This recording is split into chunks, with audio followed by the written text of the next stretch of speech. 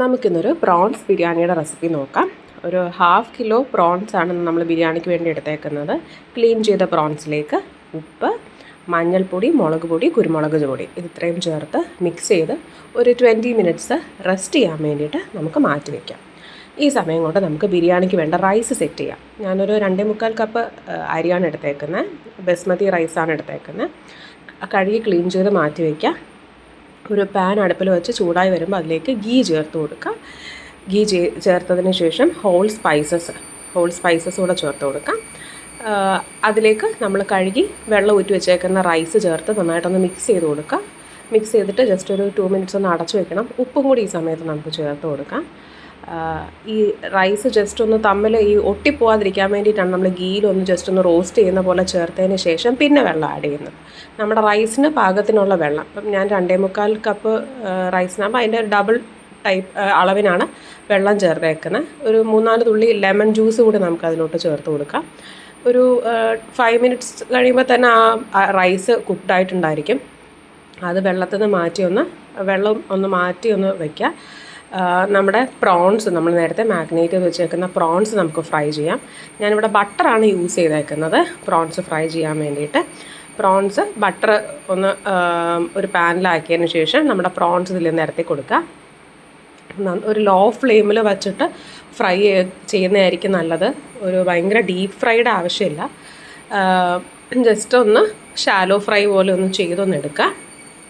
എന്നിട്ട് നമുക്ക് ഈ പ്രോൺസ് ഇതിൽ നിന്ന് മാറ്റിയിട്ട് നമുക്ക് ബിരിയാണിക്ക് ആവശ്യമുള്ള സവാള നമുക്ക് ഈ പാനിൽ തന്നെ നമുക്ക് വഴറ്റിയെടുക്കാം. ബിരിയാണിയുടെ നമ്മൾ സവാള ചേർക്കുന്നതിന് മുന്നേ ലേശം വെളിച്ചെണ്ണയും പിന്നെ നമ്മൾ വീണ്ടും കുറച്ചുകൂടെ ഗീ ചേർക്കുന്നുണ്ട്. ഇതിലേക്ക് നമ്മൾ കട്ട് ചെയ്ത് വെച്ചേക്കുന്ന സവാള, ഞാനൊരു 6 സവാള എടുത്തിട്ടുണ്ടായിരുന്നു. മീഡിയം സൈസ്ഡ് ആയിട്ടുള്ള 6 സവാള കട്ട് ചെയ്തത് ഇതിലേക്ക് ചേർത്ത് നന്നായിട്ട് നമുക്ക് മിക്സ് ചെയ്ത് കൊടുക്കാം.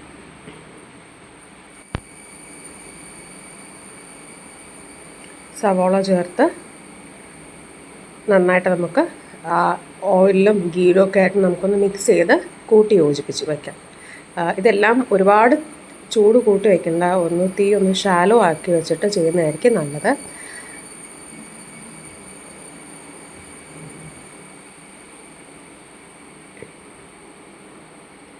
ഉള്ളി നന്നായിട്ടൊന്ന് വെന്തുടയണം. ആ ഒരു കൺസിസ്റ്റൻസി ആവുന്ന വരെ ഇത് ചെയ്യുക.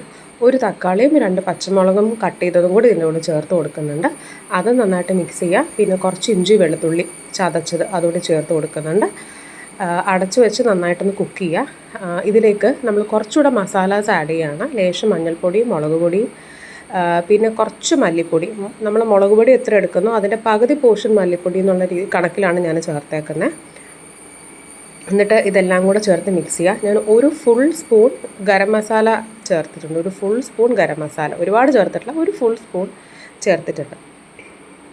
ഇനി ഇതിലേക്ക് നമ്മൾ നേരത്തെ ഫ്രൈ ചെയ്ത് വെച്ചേക്കുന്ന പ്രോൺസ് ചേർത്ത് കൊടുക്കുന്നുണ്ട്. നന്നായിട്ട് കൂട്ടി യോജിപ്പിച്ചിട്ട് ഒരു 5 മിനിറ്റ്സ് ലോ ഫ്ലെയിമിലൊന്ന് അടച്ചു വയ്ക്കുക. പിന്നെ ഉള്ളിയിലത്തേക്ക് ആവശ്യമുള്ള ഉപ്പ് നമുക്ക് വേണമെങ്കിൽ ഈ സമയം ഒന്ന് ചേർത്ത് കൊടുക്കാം.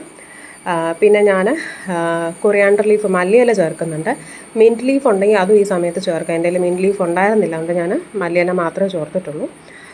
എന്നിട്ട് നമുക്ക് ഇതിൽ നിന്ന് നമ്മളിപ്പോൾ ഉണ്ടാക്കിയ മസാലയുടെ ഒരു പകുതി പോർഷൻ എടുത്ത് മാറ്റി വയ്ക്കുക. ബാക്കി പകുതി പോർഷൻ ഈ പാനിൻ്റെ താഴെ തന്നെ, നമ്മുടെ ബിരിയാണി ചെമ്പിൻ്റെ താഴെ തന്നെ ഒന്ന് സ്പ്രെഡ് ചെയ്ത് വയ്ക്കുക.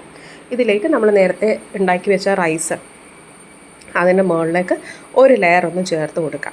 നന്നായിട്ട് സ്പ്രെഡ് ചെയ്ത് ഈവനാക്കി അങ്ങനെ വേണം ചേർത്ത് കൊടുക്കാനായിട്ട്.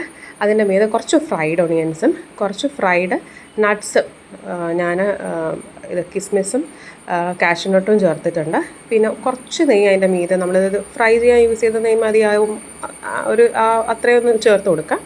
പിന്നെ വീണ്ടും നമ്മൾ മാറ്റി വെച്ച ആ പ്രോൺസും അതിൻ്റെ മസാലയും ചേർത്ത് കൊടുക്കുക. ബാക്കിയുള്ള നമ്മുടെ റൈസ്, നമ്മൾ 2 പോർഷനായിട്ടാണ് റൈസ് ഇവിടെ ആഡ് ചെയ്യുന്നത്. ബാക്കിയുള്ള റൈസ് ഇതിൻ്റെ മീതെ ചേർത്ത് കൊടുക്കുക. ചേർത്ത് നന്നായിട്ട് സ്പ്രെഡ് ചെയ്ത് ചേർക്കാൻ നോക്കുക.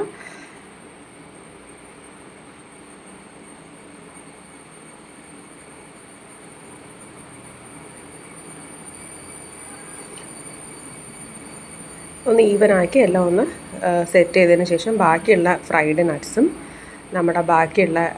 നമ്മുടെ ഒണിയൻ ഫ്രൈ ചെയ്തതും പിന്നെ കുറച്ച് മല്ലിയിലയും കൂടെ മുകളിലേക്കൊന്ന് ഗാർണിഷ് ചെയ്തിട്ട് അല്പം നെയ്യ് കൂടെ ഒന്ന് ചേർത്തിട്ട് നമുക്കൊരു 10 മിനിറ്റ്സ് വളരെ ലോ ഫ്ലെയിമിൽ ജസ്റ്റ് ഒന്ന് നമ്മൾ ദം ചെയ്യാൻ വയ്ക്കണ പോലെ വയ്ക്കാം. ഞാൻ ഒരുപാട് സീൽ ചെയ്ത് വെച്ചിട്ടില്ല, ജസ്റ്റ് വെറുതെ വെച്ചിട്ടേ ഉള്ളൂ. ഇനി നമ്മുടെ ബിരിയാണി നന്നായിട്ട് നമുക്ക് മിക്സ് ചെയ്ത് യോജിപ്പിക്കാം. നമ്മൾ ചിക്കൻ ബിരിയാണി പോലെ ലെയറായിട്ട് എടുക്കുന്നതിനെക്കാട്ടിലും ഈ ബിരിയാണി കുറച്ചുകൂടെ നമുക്ക് ടേസ്റ്റ് ആവുക. ഫുള്ളി മിക്സ് ചെയ്തതിന് ശേഷം ആ മസാല റൈസും അതിൻ്റെ കൂടെ കുറച്ച് പ്രോൺസും ഒക്കെ ആയിട്ട് കഴിക്കാനായിരിക്കും കുറച്ചുകൂടി ടേസ്റ്റി. അപ്പോൾ ഞാൻ നന്നായിട്ട് മിക്സ് ചെയ്തിട്ട് എടുത്തേക്കുന്നത്.